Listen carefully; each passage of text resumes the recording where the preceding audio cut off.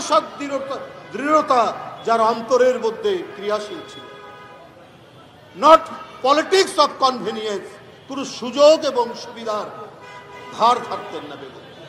এই জন্যই তো আজকে মানুষের এত ভালোবাসা, এই জন্যই তো মানুষের আজকে এত গভীরভাবে তাকে মানুষ শ্রদ্ধা করছে।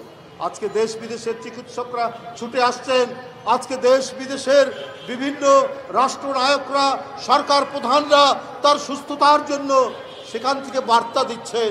আজকে দেশের সর্বস্তরের মানুষ, সরকার প্রত্যেকে তার সুস্থতার জন্য দাবি করছেন। নিশ্চয়ই একটি জাতির সকল মানুষ যখন আল্লাহর দরবারে মোনাজাত করে কোনো কিছুর জন্য, আল্লাহ সেটা কবুল করেন, আল্লাহ সেটা মঞ্জুর করেন। আমরা অবশ্যই আজকের জাতীয়তাবাদী কৃষক দলের এই যে আজকে দোয়া অনুষ্ঠান, অসংখ্য কৃষক নেতা, কৃষিজীবী মানুষ আজকে এখানে উপস্থিত হয়েছেন।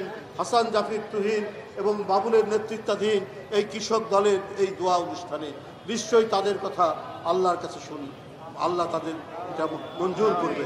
এবং আমরা শীঘ্রই দেশনেত্রী বেগম খালেদা জিয়াকে আমরা সুস্থ দেখব, তিনি সুস্থ হয়ে উঠবেন এবং এই জাতির যে প্রত্যাশা, সে প্রত্যাশা দেশনেত্রী বেগম খালেদা জিয়া তিনি আবারও নেতৃত্ব দিবেন, আবারও উদ্বুদ্ধ করবেন এবং এই জাতির যারা বাণী আমরা শুনব, আবার সেই বার্তা শুনব এবং আমরা গণতন্ত্রের নিরাপত্তা, স্বাধীনতার নিরাপত্তা, সার্বভৌমত্বের নিরাপত্তার প্রতীক হিসাবে, ভাষ্যকার হিসাবে আমরা আবার বেগম খালেদা জিয়াকে আমাদের কাছে ফিরে পাবো।